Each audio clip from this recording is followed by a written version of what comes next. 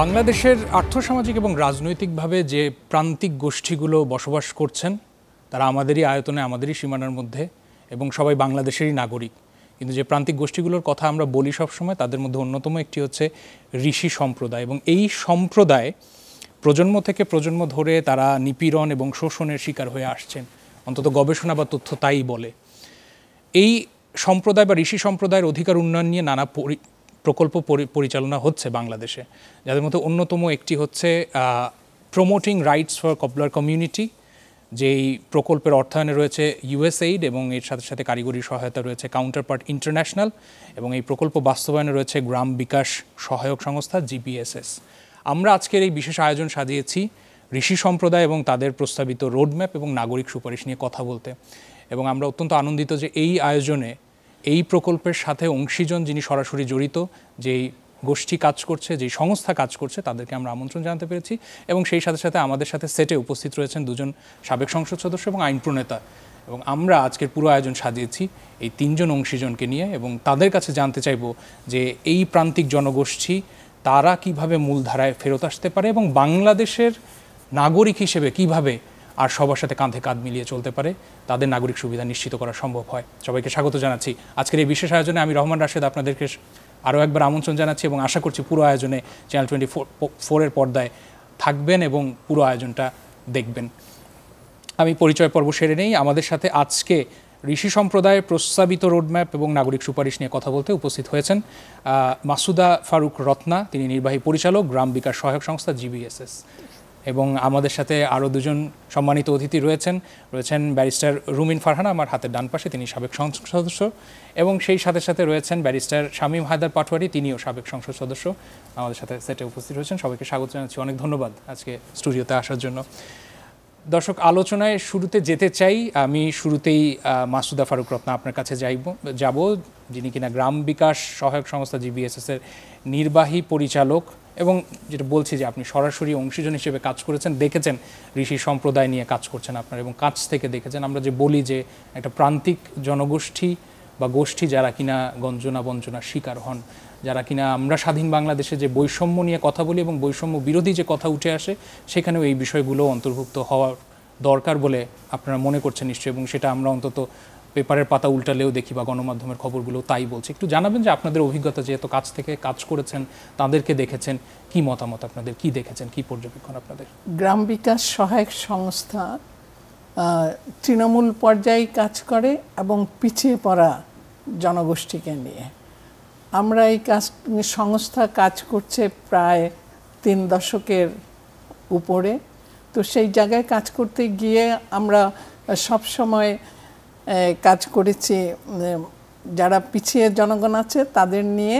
সেই জনগণকে নিয়ে আমরা সরাসরি কাজ করি না, আমরা একটা ক্যাটালিস্টিক এজেন্ট হিসাবে কাজ করি। ওদের পাশে থেকে ওদের কোথায় কি কি ঘাটতি আছে, কেন পিছনে পড়ে আছে, সেই কারণগুলো সম্পর্কে ওদের সচেতনতা বৃদ্ধিতে সহায়ক করি। ওরা যাতে ওদের ভয়েস রেইজ করে নিজেদের অধিকারের কথা নিজেরাই বলতে পারে।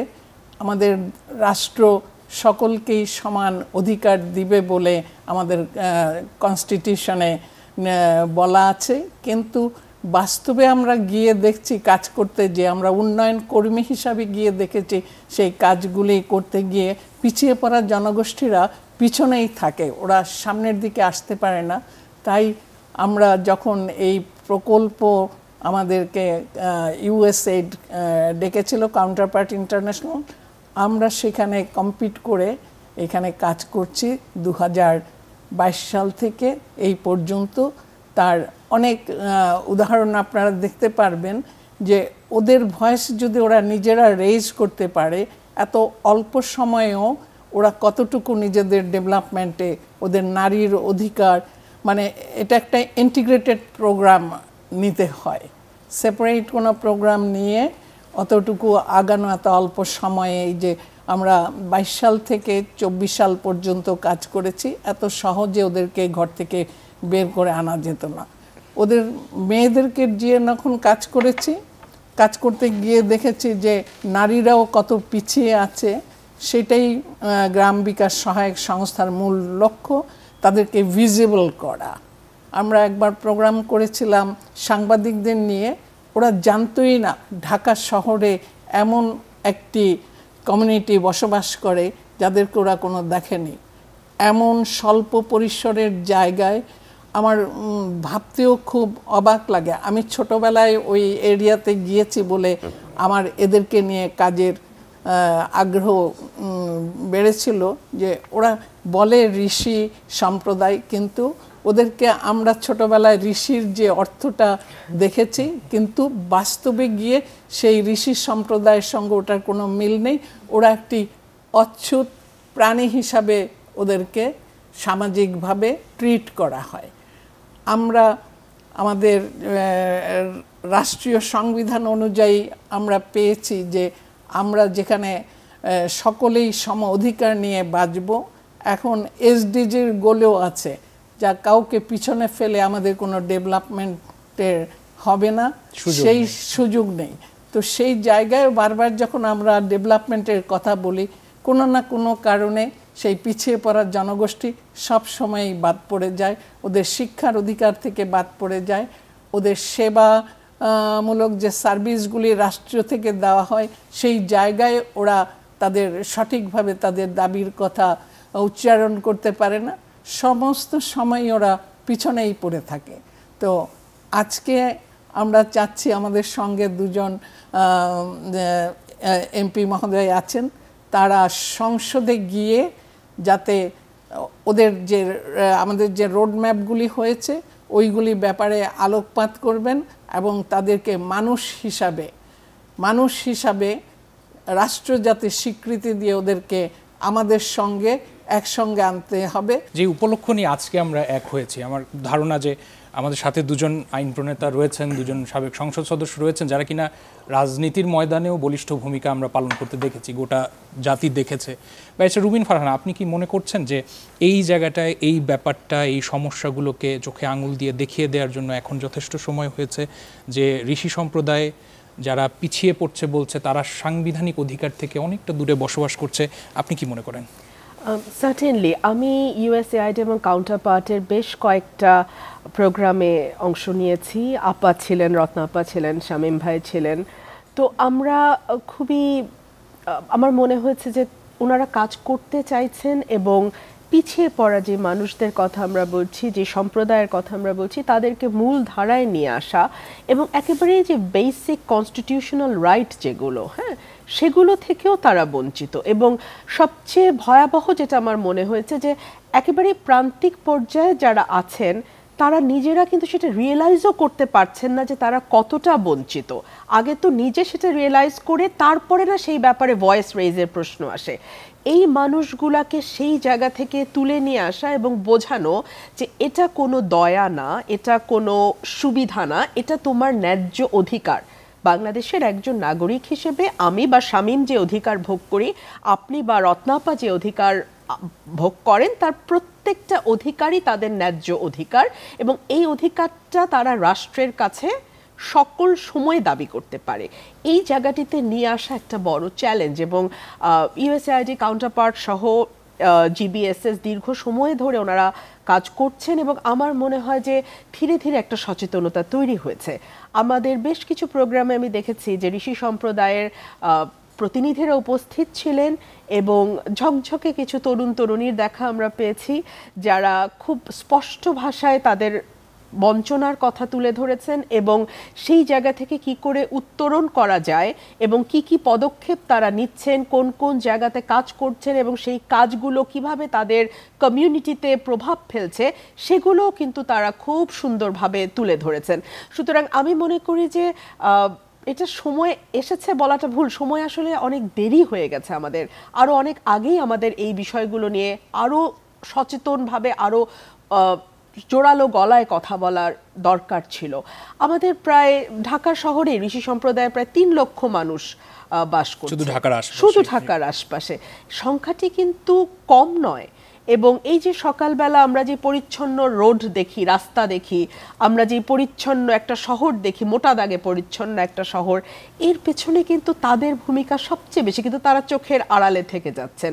দেখা যাচ্ছে তাদের শিশুরা স্কুলে ভর্তি হতে গেলে বাধার মুখে পড়ছেন, তারা একটি সুপেয় পানির জন্য তাদেরকে লড়াই করতে হচ্ছে, তাদের সঙ্গে অন্যান্য এলাকার ছেলে মেয়েরা যারা ছোট বাচ্চারা তারা মিশতে চাইছে না, খেলতে চাইছে না, তাদের সঙ্গে চলতে চাইছে না। এই জায়গাগুলো কি ভয়াবহ অবস্থায় আছে একটা স্বাধীন দেশে। আজকে 53-54 বছর হয়ে গেছে, আমরা রোড মানে ফ্লাইওভার দেখছি, এলিভেটেড এক্সপ্রেসওয়ে দেখছি, কিন্তু সেটার নিচে যে কতটা অন্ধকার এখনো জমা হয়ে আছে, আমার মনে হয় এই ব্যাপারে আমাদের সকলের আরও সোচ্চার হওয়া দরকার। আর রাজনৈতিক দলগুলোকে আমি বলবো যে নানান ব্যাপারে মতভেদ থাকতেই পারে, কিন্তু সকলের বাংলাদেশ, সকলের জন্য বাংলাদেশ এবং সাংবিধানিক যেই অধিকারগুলো আছে সেইগুলো সকলেই যাতে সমানভাবে অধিকারটি চাইতে পারে, অধিকারটি ভোগ করতে পারে, সেই ব্যাপারে আমার মনে হয় না রাজনৈতিক দলগুলোর মধ্যে কোনো মতভিন্নতা তৈরি হবার কোনো সুযোগ আছে। এবং এই জায়গাটাতে আমি আশার আলো দেখি। আমরা বিভিন্ন দল থেকেই আসলে এই কাউন্টার পার্টের সঙ্গে কাজ করেছি এবং এই জায়গাগুলোতে আমি আসলে ভিন্ন মত খুব একটা দেখিনি, সেটাই আমাদের আশার জায়গা। ব্যারিস্টার শামীম ওয়াহেদ পাটোয়ারি একমত হবেন কিনা যে রাজনৈতিক মতাদর্শের ভিন্নতা থাকবে, সবাই কথা বলতে পারেন না, এখনো মনে করেন যে সেই অধিকারটা তাদের দেয়া হয়নি, সেখানে কি এই অধিকার ফিরিয়ে দিতে বা সমাজের মূলধারায় নিয়ে আসতে সব রাজনৈতিক দল, সব বিশ্বাসের মানুষ এক হতে পারবে মনে হয় আপনার? এক হতে হবে, এক হওয়া ছাড়া তো আর কোনো বিকল্প নাই। আপনি যদি বৈষম্য এবং সমতা এই দুটো নিয়ে চিন্তা করেন, এখানে কোনো রাজনৈতিক ডিবেট থাকার কোনো সুযোগই নাই। এবং আমাদের সংবিধান এই বিষয়ে সুস্পষ্ট। সংবিধানের মানে প্রিএম্বল বলছে যে সকলকে ইকোনমিক ডিসপ্যারিটি দূর করতে হবে, সকল ধরনের ফ্রিডম দিতে হবে, economic, social and cultural freedom. তিনটা ফ্রিডম এনশিওর করেছে সংবিধানের সূচনা লগ্নেই। এবং ইগ্যালিটেরিয়ান সোসাইটি করতে হবে, সেখানে কোনো ডিসপ্যারিটি থাকবে না, শহর এবং গ্রামের মধ্যে বৈষম্য থাকবে না, এবং ফ্রি কম্পালসারি এডুকেশন দিতে হবে। এই সমস্ত জিনিসকে যদি আপনি মাথায় রাখেন, তাহলে কোনো সম্প্রদায় পিছিয়ে থাকলে তাকে অধিক সুবিধা দিতে হবে। সমস্যাটা হচ্ছে দলিতরা, ঋষিরা 5000 বছর ধরে এই বঞ্চনার শিকার ঐতিহাসিকভাবে, এবং তাদের বঞ্চনা নিয়ে অনেক লিটারেচার আছে, তাদের বঞ্চনা নিয়ে অনেক মহাকাব্য আছে, কিন্তু বাস্তবতা হচ্ছে যেদিন থেকে তারা ভোট দিতে পারলো, অ্যাডাল্ট ফ্রাঞ্চাইজ, সেদিন তাদের একটা অ্যাডভান্সমেন্ট হলো। সেই জন্য মানবাধিকার, ভোটাধিকার, গণতন্ত্র এগুলো যদি না থাকে, তাহলে কোনো পিছিয়ে পড়া সংগঠনই তাদের দাবি যৌক্তিকভাবে কিন্তু এগিয়ে আনতে পারবে না। এখন 5000 বছর যারা পিছিয়ে ছিল, যাদের সম্পত্তি কম, শিক্ষা কম, স্কিল তুলনামূলক কম, প্রাতিষ্ঠানিক স্কিল নাই, তাদের ভয়েস রেইজ করার কনফিডেন্সটা কোথা থেকে আসবে? এই জন্য রাষ্ট্রের কি দরকার ছিল? এদেরকে অধিভুক্ত করে পেনশন দিয়ে, ভাতা দিয়ে দক্ষতা বাড়ানো প্রথম কাজ। 2 হচ্ছে মূলধারায় নিয়ে আসা। এদের মধ্যে থেকে তো ট্যানারি শিল্পের শিল্পপতি হতে পারত, এরা ট্যানারি শিল্পের ম্যানেজার হতে পারত, ওয়ার্কার হতে পারত। জিঞ্জিরাতে যেমন অসম্ভব ট্যালেন্টেড মোটর মেকানিক্স আছে, এবং তাদের অনেককে কিন্তু জাপান নিয়ে যায়, জিঞ্জিরা থেকে অনেকে জাপান গিয়েছে। আমার মনে হয় সরকারের এখন যেটি উচিত, এই নাগরিক যে সুপারিশগুলো ছিল, যেগুলো গ্রাউন্ড রিয়েলিটি উঠিয়ে নিয়ে আসছে, এগুলো সরকারের অ্যাডপ্ট করা উচিত। সংখ্যালঘু কমিশন নামটা নিয়ে একটা ডিবেট আসতে পারে, শুধু সংখ্যা দিয়ে সংখ্যালঘু, সংখ্যাগুরু একটা ডিবেট বা একটা ক্লাসিফিকেশন করা ঠিক হবে কিনা, কিন্তু আমি মনে করি একটা কমিশন এনাদের সুরক্ষা অবশ্যই করতে হবে, কারণ এনারা অনেক পিছিয়ে আছে। এরা যে পিছিয়ে আছে এটা এদের ব্যর্থতা না, এটা রাষ্ট্রের ব্যর্থতা। 50-55 বছরেও সংবিধানের ম্যান্ডেটগুলো আমরা বাস্তবায়ন করতে পারি নাই। আমরা কখনো বোতলটাকে উল্টে দিতে পারিনি, যে তলানিতে যে লোকগুলো আছে, যে চর এলাকার লোক, ঋষি সম্প্রদায়ের লোক, বিভিন্ন দলিত ক্লিনার, এবং আমরা জানি সরকার অনেক চেষ্টা করে সমস্ত ক্লিনারকে তাদের চাকরিতে নিতে পারেনি। একটি সার্কুলার ছিল যে যত বাংলাদেশের ক্লিনিং সরকারি জব আছে সবগুলো ক্লিনার সম্প্রদায় থেকে আসবে, সেরকম ঋষি সম্প্রদায়কেও তাদের দক্ষতা অনুযায়ী দিতে হবে। সমস্যাটা হচ্ছে আমাদের নারী এবং শিশু মন্ত্রণালয় সবসময় দুর্বল, সবসময় দুর্বল, এবং কাঠামোগতভাবে দুর্বল, আর্থিক বরাদ্দের ক্ষেত্রেও দুর্বল। আর আছে সমাজ কল্যাণ মন্ত্রণালয়, যেটি আসলে অনেক বড় স্পেকট্রামে কাজ করে, যে কারণে তারা এই ঋষি সম্প্রদায়, দলিত সম্প্রদায় এদের জন্য আলাদা করে খুব বেশি কাজ করতে পারেনি। সেজন্য একটা যদি সংখ্যালঘু কমিশন নামটা চেঞ্জ করে হলেও করা হয়, এবং তাদেরকে ডেডিকেটেড বরাদ্দ দেওয়া হয়, ডেডিকেটেড স্কিম দেওয়া হয়, যে কীভাবে আমরা এই পিছিয়ে পড়া মানুষদেরকে লেভেল আপ করতে পারবো, কীভাবে তাদেরকে উঠিয়ে আনতে পারবো, তারা যেন পিছিয়ে পড়ে না থাকে, সেই ব্যবস্থা যদি করতে পারি তাহলে আমার মনে হয় ডেফিনেটলি এটা অনেক দূর আগাবে। আমাদের দেশে এখন কিছু ইউনিভার্সিটি করা প্রয়োজন, কিছু টেকনিক্যাল কলেজ করা প্রয়োজন, যেটা প্রাথমিকভাবে শুধুমাত্র ঋষি সম্প্রদায়ের জন্য থাকবে। তাদের দক্ষতাকে সার্টিফিকেটে নিতে পারবে, তাদের দক্ষতাটাকে ইন্ডাস্ট্রিতে নিতে পারবে, তখন তারা এম্পাওয়ার্ড হবে, এবং যখন এম্পাওয়ার্ড হবে তখন তাদের সম্প্রদায়ের সমস্যাগুলো তারাই সমাধান করতে পারবে। সুনির্দিষ্ট মেকানিজম ছাড়া গদবাঁধা সকলের জন্য যে স্কিম, সেই স্কিমে এত পিছিয়ে পড়া মানুষরা এগিয়ে আসতে পারবে না, কারণ তাদের মধ্যে 5000 বছরের বঞ্চনা, 5000 বছরের বৈষম্য তাদের মধ্যে ঢুকিয়ে দেওয়া হয়েছে মানসিকভাবেও।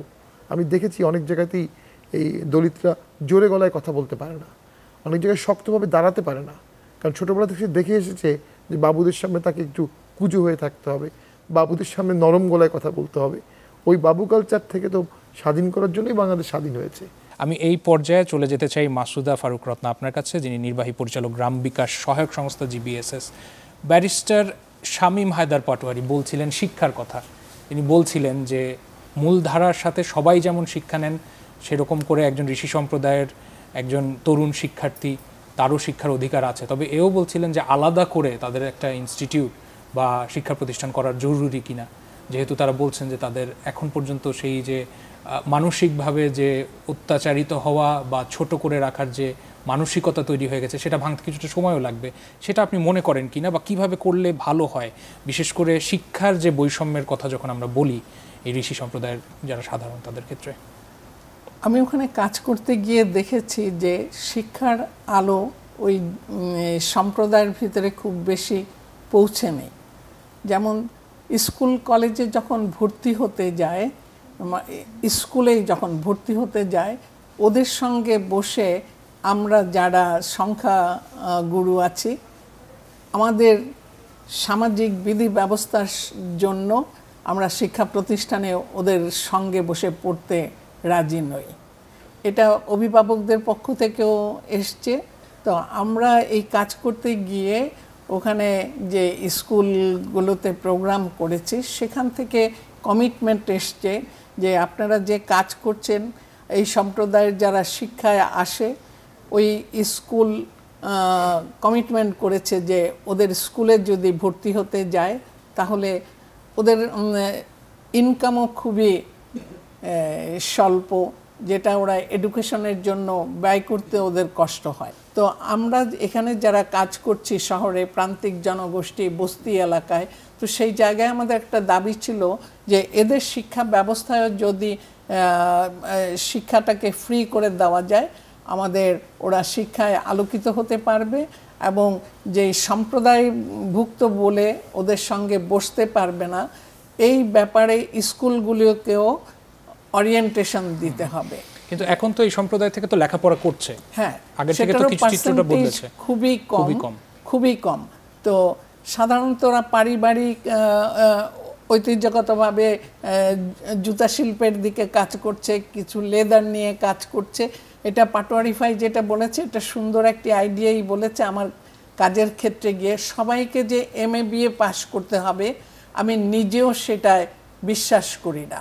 যার যে জায়গায় দক্ষতা বৃদ্ধি, দক্ষ মানুষ হিসাবে যাতে তৈরি হয়, যেটা করে উপার্জন করতে পারে, তার পরিবারকে সাপোর্ট দিতে পারে। যেমন ধরেন আমি বলি, একজন ড্রাইভার যে স্যালারিটা পায় তার পরিবারকে ব্যয় করানোর জন্যে, একজন MA পাস ছেলেও আজকাল চাকরি করতে গিয়ে সেই স্যালারির উপযুক্ত হয় না। তারপরে দেখা যাচ্ছে যে MA পাস ছেলেরা দারোয়ানে কাজ করছে, কাজ করছে। কাজে আমি বলবো যে শিক্ষা ব্যবস্থায়ও পরিবর্তন আনতে হবে, সেটা কারিগরি হোক বা স্কিল ডেভেলপমেন্টের যে কোনো পর্যায়ে, স্কিল ডেভেলপমেন্টে হোক, যার যেটা ভালো লাগবে। বেসিক SSC বা ইন্টারমিডিয়েট আমি বলবো যে একটা বেসিক ধরে রাষ্ট্র ব্যবস্থার মধ্যে এনে এই পিছিয়ে পড়া জনগোষ্ঠীর, যেটা আমি বলবো দলিত সমাজ, ঋষি সমাজ, আমরা অনেকেই, আমিও ধরেন যেমন পড়াশোনা করেছি, আমার যদি ভালো না লাগতো, আমার যেই বিষয়টায় আগ্রহ ছিল, আমার যে MA পাস করতেই হবে এমন তো কোনো কথা নেই। আমি দেখব যে আমার মেধাটা কোন দিকে বেশি, আমার দক্ষতা কোন দিকে বেশি, এই সিস্টেমে আসলে এখন টিউশন ফি ছাড়া পড়ালেখা করছে কি ক্লাস 6 পর্যন্ত সরকারিভাবে এটা ঋষি সম্প্রদায়ের যারা ঋষি সম্প্রদায়ের যারা আছে, স্কুল কলেজ ওদের আশেপাশে যে স্কুলগুলো আছে, ওরা পড়তে গেলে আমাদের কাজের ফলে ওরা ওদেরকে ফ্রি করে দিবে বলে কমিটমেন্ট করেছে, কিন্তু লেখাপড়ার খরচ লাগে। ব্যারিস্টার রুবিন ফারহানা, কথা বলছিলাম একজন প্রতিনিধির সাথে, ইনফ্যাক্ট দুইজনের সাথে, যারা কিনা আমার কাছে মনে হচ্ছে পরিচয় পাওয়ার পরে যে দুজন পড়ালেখা করছেন, দুজনই খুব প্রগতিশীল চিন্তার অধিকারী এবং দুজনই খুবই শার্প। ভালো লাগছিল কথা বলে, কিন্তু একজনের অভিজ্ঞতা আমাকে বলছিলেন এই প্রোগ্রামটা যখন আমরা করি তার আগে, যে তিনি বরিশাল বিশ্ববিদ্যালয়ের সুযোগ পেয়েছিলেন বা একটা সরকারি বিশ্ববিদ্যালয়ের সুযোগ পেয়েছেন, অর্থাৎ তিনি সেটা প্রমাণ রেখেছেন যে তার মেধা আছে, সে বাকিদের সাথেও কম্পিটিশন রেখে পড়ার সুযোগ পেতে পারে, আর্থিক কারণে ভর্তি হতে পারেনি। মানে আমরা এই জায়গায় যখন কথা বলছি, যে বিশেষ করে আবার নারী শিক্ষার কথা শামীম ভাই বলছিলেন, সেই সাথে সাথে আরও যে বিষয়গুলো ভাবনা, সেটা হচ্ছে যে সরকারি সেবায় একজন ঋষি সম্প্রদায়ের ব্যক্তি বা নাগরিক, তিনি প্রবেশাধিকারও তার সংরক্ষিত। কি বলবেন? দেখুন, বাস্তবতা যেটা সেটা কঠিন, কিন্তু একই সঙ্গে আমরা তো একটা বৈষম্যহীন বাংলাদেশের স্বপ্ন নিয়ে যাত্রা শুরু করেছে, এবং আমি এটাকে বলবো যে একটা নতুন যাত্রা আমাদের শুরু হয়েছে 5ই অগস্টের পর থেকে। এবং এই নতুন যাত্রাটার মূল প্রতিপাদ্যটাই হচ্ছে আমরা কোনোভাবেই কোনো নাগরিককে কোনো কারণে, কোনো পরিচয়ের কারণেই বৈষম্যের শিকার হতে দিব না। তো এই নতুন প্রতিজ্ঞা নিয়ে যদি যাত্রাটা শুরু হয়, নিশ্চয়ই আমার মনে হয় ঋষি সম্প্রদায় থেকে শুরু করে অন্যান্য যে সংখ্যালঘু সম্প্রদায়ের মানুষ আছেন, যারা নানানভাবে বঞ্চিত হয়েছেন, তাদের জাতিগত কারণে তারা বঞ্চিত হয়েছেন, তাদের লৈঙ্গিক পরিচয়ের কারণে, কারণ নারীরা সবসময়ই যেই সংখ্যালঘু হোক সংখ্যাগুরু হোক এক ধরনের বৈষম্যের শিকার জন্মের পর থেকেই নারীদেরকে হতে হয়।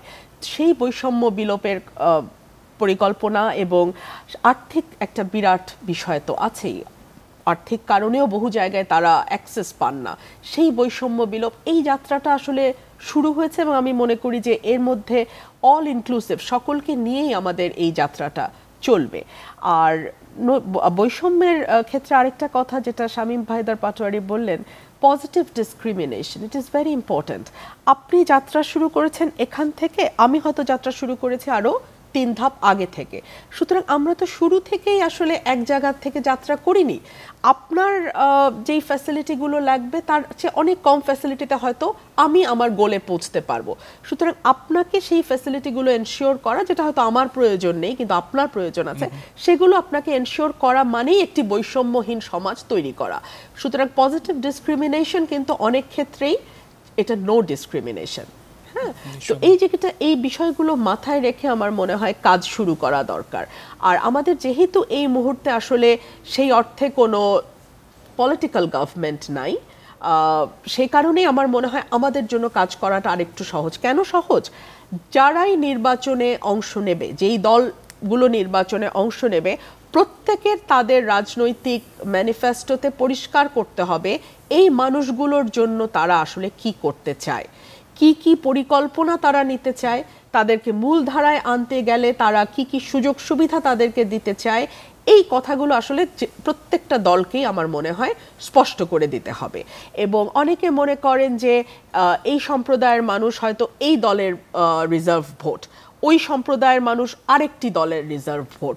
এই রিজার্ভ ভোটের কালচারটা কিন্তু ওই সম্প্রদায়ের জন্যও ক্ষতিকর, রাজনৈতিক দলের জন্যও ক্ষতিকর। কেন? কারণ ওই সম্প্রদায়ের মানুষ ভাবেন যে আমার তো আসলে আর যাওয়ার জায়গা নাই, আমাকে যাই করুক, আমাকে কোনো সুযোগ দেখ বা না দেখ, আমাকে কোনো অত্যাচার করুক বা শান্তিতে থাকতে দেখ, যাই হোক না কেন, আমাকে ভোটটা ওই দলেই দিতে হবে, ওই মার্কাতেই দিতে হবে। আর দলও একটা কমফোর্ট জোনে চলে যায় যে সে আমার কি, তার তো ভোট আমাকেই দিতে হবে। এই ট্যাবুটা ভেঙে ফেলার সময় এসছে। প্রত্যেকটা দল তার নিজ নিজ ম্যানিফেস্টো দেখ, সেখান থেকে বেছে নেওয়ার সুযোগ, সেই দলগুলোর ভেতর থেকে বেছে নেওয়ার সুযোগ মানুষগুলোকে দিতে হবে। এবং পরবর্তীতে যখন পলিটিক্যাল গভর্নমেন্ট আসবে, তারা যেই প্রতিশ্রুতি দিয়ে ক্ষমতায় আসবে বা দায়িত্বে যাবে, তারা সেই প্রতিশ্রুতি রক্ষা করছে কিনা সেটা মনিটর করা, সেটাকে আলোচনার টেবিলে নিয়ে আসা, কতটুকু প্রতিশ্রুতি দিল কতটুকু বাস্তবায়িত হলো সেটাকে জবাবদিহিতার মধ্যে আনা, আমার মনে হয় এই জায়গাগুলোতে আপাদের কাজ করবার সুযোগ আছে। এবং আমরা যেহেতু এখন লড়াইটা করছি এই প্রতিপাদ্য নিয়ে যে বৈষম্য থাকবে না, আমরা লড়াই করছি বাক স্বাধীনতা থাকবে, সুতরাং এই জায়গাগুলোতে মিডিয়ার স্বাধীনতা নিয়ে আমরা আলাপ করছি। সুতরাং আমার মনে হয় যে সামনের দিনগুলোতে আসলে সরকারকে শক্তভাবে জবাবদিহিতার মধ্যে আসতে হবে।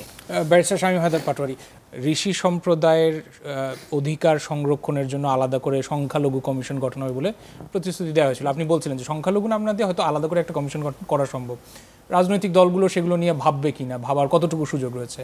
এরপর আমরা আসি শিক্ষা ব্যবস্থা। শিক্ষা নিয়ে তো কথা হলো, স্বাস্থ্যসেবা যখন নিতে যায় তখনও তারা চরম বৈষম্যের শিকার, এবং অনেক সময় তারা দাবি করেন, তাদের দুঃখের কথা বলেন যে স্বাস্থ্য সেবাটাও তারা সময় মতো পান না বা ঠিক মতো পাচ্ছেন না। মানে এত পিছিয়ে থাকা গোষ্ঠীকে বিশেষায়িত সেবা না দিলে যে সকল নাগরিকের জন্য যে সুবিধা, এটার দরজা খোলা থাকলেই যে তারা সেই দরজা দিয়ে ঢুকতে পারবে, এটা হবে না। যদি আমাদের সংবিধান আর্টিকেল 28 সাব আর্টিকেল 3 ক্যাটাগরিক্যালি বলেছে স্কুল অ্যাডমিশনে কোনো বৈষম্য করা যাবে না, কিন্তু ফি যখন আরোপ করবে তখন ফি কোত্থেকে দিবে। আবার ওই সংবিধানে 28 দ্বারাই বলা হচ্ছে, 28 অনুচ্ছেদেই বলা হচ্ছে, তবে ব্যাকওয়ার্ড ক্লাসের জন্য সরকার বৈষম্য করতে পারবে।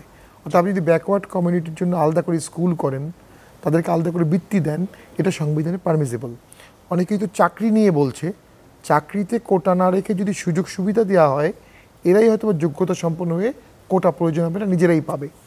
আমি মনে করি এখন সময় এসেছে বিশেষত স্কুল প্রয়োজনে তাদের এলাকাতে বেশি বেশি ক্লিনিক করে দেয়া, হসপিটাল করে দেয়া, তাদেরকে আগে কমফোর্টে আনতে হবে, আগে লেভেল প্লেইং ফিল্ড। সেটা আবার সময় সাপেক্ষ হবে কি, নাকি হচ্ছে যেমন আলাদা করে বিশেষায়িত করতে গেলে যেটা বলছি আমরা, যে সারা বাংলাদেশে অন্তত প্রায় 20 লাখের মতো এই ঋষি সম্প্রদায়ের মানুষ রয়েছেন, তারা যেখানে যেখানে চিকিৎসা নিতে যাবেন বা এটা ইমার্জেন্সি সিচুয়েশনে কতটা সহজ হবে? এটা বিশেষায়িত মানে যে শুধু ঋষি সম্প্রদায় পড়বে তা না, আচ্ছা, তবে একটা পার্সেন্টেজ ঋষি সম্প্রদায়রা পড়বে, অন্তত ওই কমিউনিটির জন্য থাকবে, ওপেন কাছাকাছি অ্যাক্সেসিবলটা থাকবে, অন্যরাও সেখানে সেবা নেবে, অন্যরাও সেই স্কুলগুলোতে পড়বে।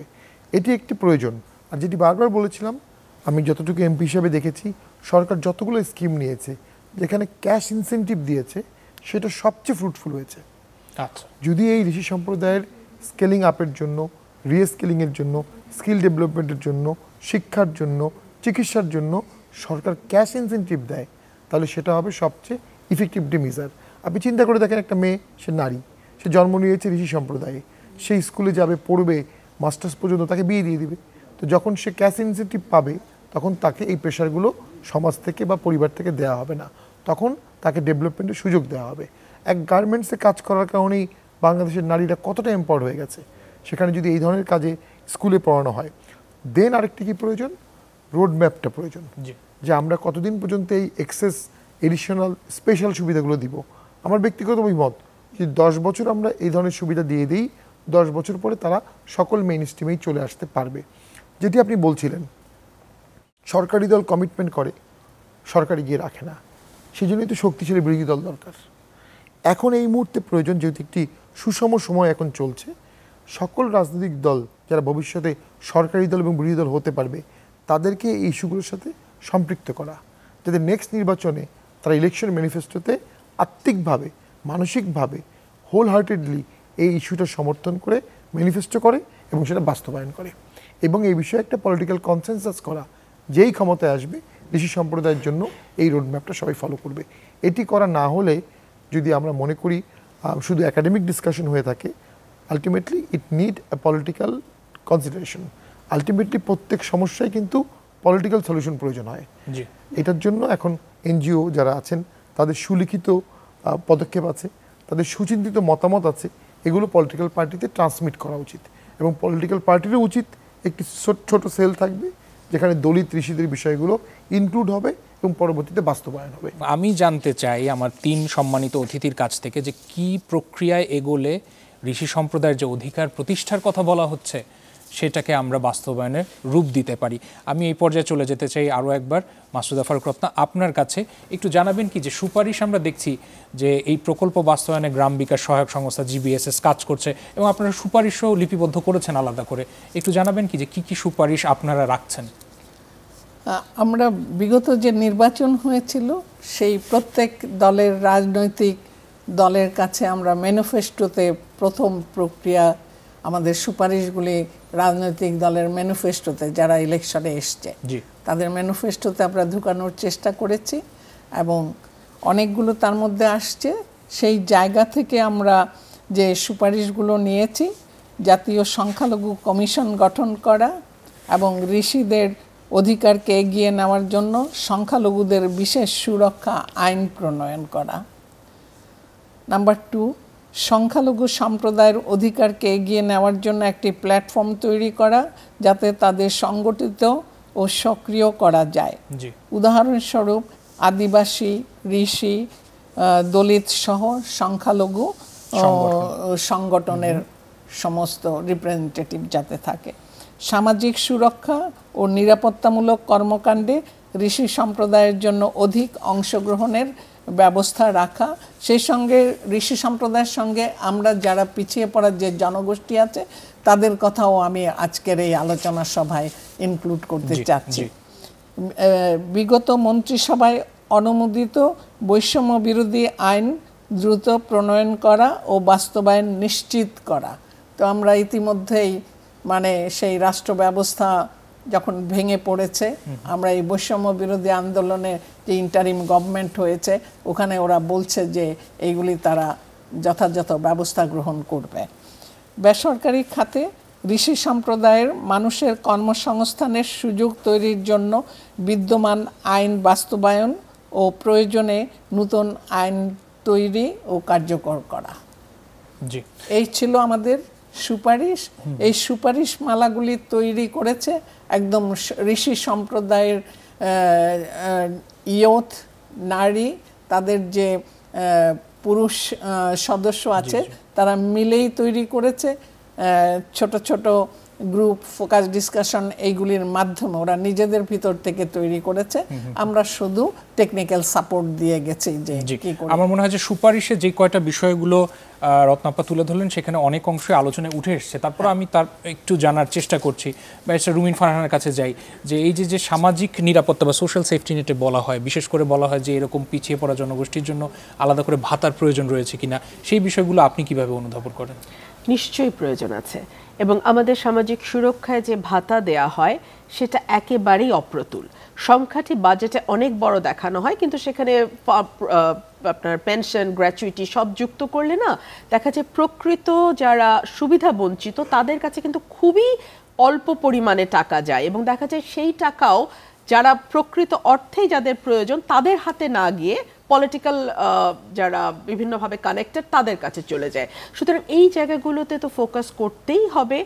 সুরক্ষা কমিশনের ব্যাপারে বলা হয়েছে, নতুন আইন তৈরির করার কথা বলা হয়েছে, অর্থাৎ রাষ্ট্রীয়ভাবে যা যা প্রয়োজন সেটা করতে হবে। বাট একই সঙ্গে আমাদের ভুলে গেলে চলবে না যে আমাদের মানসিকতা বা মাইন্ডসেটেরও একটা পরিবর্তন দরকার। হ্যাঁ, কারণ আপনি স্কুলে যাবেন কিন্তু বৈষম্যের শিকার, ভর্তি হচ্ছেন হয়তো বিনা পয়সায় ভর্তি হচ্ছেন, ক্লাসে কোনো বাচ্চা আপনার সঙ্গে মিশছে না, কেউ আপনার সঙ্গে খেলছে না, আপনার শিশুটি কিন্তু স্কুলে যেতে চাইবে না। সুতরাং এই মাইন্ডসেটের পরিবর্তনের জন্য আমার মনে হয় ছোট ছোট, আজকাল ফেসবুক সবার হাতে হাতে আছে, ছোট ছোট সচেতনতামূলক ভিডিও তৈরি করা, ছোট ছোট নাটক বানানো, আমার মনে হয় এই জায়গাগুলোতে যদি কাজ করা যায় ওই রাষ্ট্রীয় কমিশন এবং আইনের সাথে সাথে হ্যান্ড ইন হ্যান্ড, তাহলে আমার মনে হয় পরিবর্তনটা আরও ভালোভাবে আসবে। যেমন আমি যে স্কুলে পড়েছি ছোটবেলা, এটা মিশনারি স্কুল, আমাদের নিয়ম ছিল আমরা সবাই যারা বেতন দিয়ে পড়ি তাদের স্কুল সকাল থেকে দুপুর, আমরা পুরো ঘরটর ঝাড়ু দিয়ে মুছে পরিষ্কার করে যেতাম, তারপরে সুবিধা বঞ্চিত শিশুরা বিকেলে এসে পড়াশোনা করত। সুতরাং তাদের জন্য আমরা কিন্তু ঘর ঝাড়ু দিয়ে রেডি করে যেতাম। এই যে ছোট থেকে বড় হওয়ার যে মাইন্ডসেটটা আমাদের একরকম তৈরি হয়েছে, সেটা কিন্তু আমরা মনে করি যে বিভিন্নভাবে সচেতনতা তৈরি করে একেবারেই ছোটবেলা থেকেই মানুষের মধ্যে এই বোধগুলো তৈরি করে দিলে সামনে কাজ করতে সুবিধা হবে। নিশ্চয়ই। ব্যারিস্টার শামীম হায়দার পাটোয়ারী, আলাদা করে এই ঋষি সম্প্রদায় বা পিছিয়ে পড়া জনগোষ্ঠীকে নিরাপত্তা নিশ্চিত করতে বা তাদের অধিকার প্রতিষ্ঠা করতে আইনের নতুন করে প্রণয়নের দরকার মনে করেন কিনা, বা যেটা যদি সংযোজন করতে হয় বা সংশোধন করতে হয় সেটা কতটুকু প্রয়োজন বলে মনে করেন? যদি আইনের দর্শনে মানুষের বিশ্বাস থাকে এবং বাস্তবায়ন হয় তাহলে আইন লাগে না। কিন্তু আমরা যেটা অনুভব করি যে আইনের দর্শন ফিলোসফিতে আমাদের দেশের অনেকেরই বিশ্বাস নাই, যে কারণে বৈষম্যমূলক ঘটনা ঘটে। সেজন্য একটা বৈষম্যমূলক আইন বিগত সংসদেও আমরা অনেক কাজ করেছি এটা নিয়ে। এটি ইমিডিয়েটলি করা প্রয়োজন এটার একটা খসড়া ড্রাফট সিভিল সোসাইটি এবং পলিটিশিয়ান মিলে করে গভর্নমেন্টকে দেওয়া উচিত। গভর্নমেন্ট এটাকে অর্ডিন্যান্স করতে পারে, পরবর্তীতে পার্লামেন্টে র্যাটিফাই হতে পারে। একইভাবে সংখ্যালঘু কমিশন বা সুরক্ষা আইন নিয়ে একটি আইন ড্রাফট করে সরকারকে দেওয়া উচিত। পাশাপাশি এখন যেহেতু কিছুদিন পরেই সরকার আর্থিক ব্যবস্থাপনার কাজগুলো করবে, আমি মনে করি সোশ্যাল সেফটি নেটে ঋষি সম্প্রদায় এবং অন্যান্য দলিতদের জন্য সেপারেট বরাদ্দ দেওয়া উচিত, একদম সম্প্রদায় ভিত্তিক সংখ্যা অনুপাতে এবং দুর্দশা অনুপাতে। এটি করা না হলে যখন জেনারেলাইজড হবে সেটা পলিটিক্যালি মিসইউজ হয়, যেটা রুবিন ফারহানা বললেন।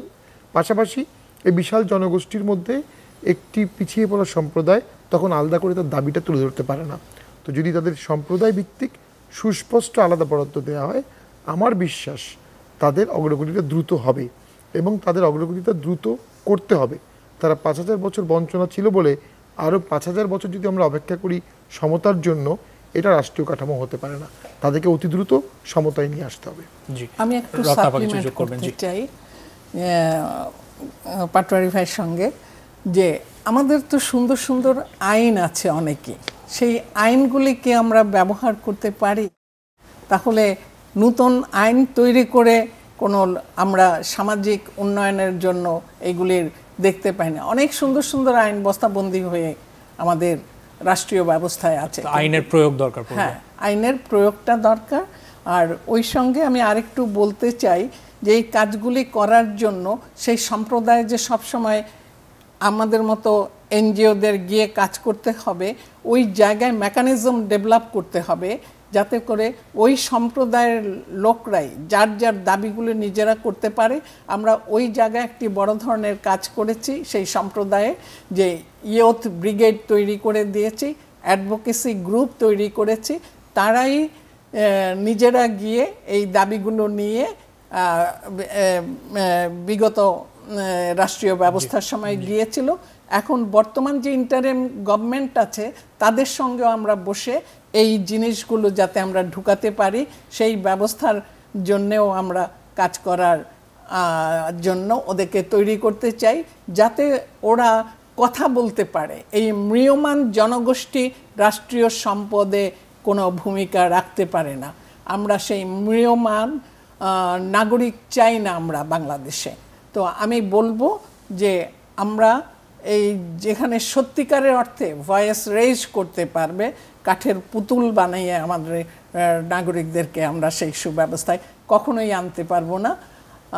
আমি তো দেখেছি, আজকে আমি একটা সিনিয়র সিটিজেনশিপে এসছি, সেই কবে থেকে যে এই রাষ্ট্রীয় পরিবর্তনের জন্য কাজ করেছি আমরা কতটুকু ভিজুয়ালাইজ করতে পেরেছি। মধ্যে মধ্যে আমি অপটিমিস্টিক মানুষ হয়ে মধ্যে মধ্যে এগুলি কষ্ট দেয়। আজকের আয়োজনের সবাইকে অনেক ধন্যবাদ জানাতে চাই যে আপনারা মতামত রেখেছেন এবং যে আলোচনাটা না করলেই না, সেই আলোচনা আজকে আমরা আলোচনা টেবিলে আনতে পেরেছি এবং এই আলোচনা চলমান থাকবে বলে আমরা আশা রাখতে পারি। দর্শকদেরকেও জানিয়ে রাখি যে চলমান বন্যা পরিস্থিতিতে বাংলাদেশের প্রতিটি প্রান্তে মানুষ যেভাবে এগিয়ে এসছে, আপনারা দেখেছেন ঢাকা বিশ্ববিদ্যালয়ের টিএসসিতে এক ডাকে কতগুলো মানুষ এসেছে। সেখানে কিন্তু কোনো ধর্ম সম্প্রদায় কে আসলো সেটা কিন্তু আলাদা করা হয়নি। আজকে যে ঋষি সম্প্রদায়ের 20 লক্ষ মানুষের কথা বলা হচ্ছে বাংলাদেশের আনাচে কানাচে ছড়িয়ে রয়েছে বা একসাথে রয়েছে, ক্লাস্টারে রয়েছে, তাদেরকে নিয়েই বাংলাদেশের এই 18 কোটি জনগণ, যে জনগণের কথা বলছি, তারা ছাড়া বাংলাদেশ না। অর্থাৎ আমরা সবাই বাংলাদেশেরই মানুষ, সেটাই পরিচয় এবং সেই পরিচয় নিয়ে সবাই বাঁচবে বলে এই প্রত্যাশা রাখছি। এবং আজকের আয়োজন এখানে শেষ করছি এবং আমার মনে হয় কথা হওয়া প্রয়োজন, কথা হবে, আরও হবে এবং আমরা সবাই একসাথে এক দেশ হয়ে বাঁচবো এই প্রত্যাশায় আজকের মতো শেষ করছি। সবাই ভালো থাকবেন, বিদায় নিচ্ছি আজকের মতো, শুভকামনা।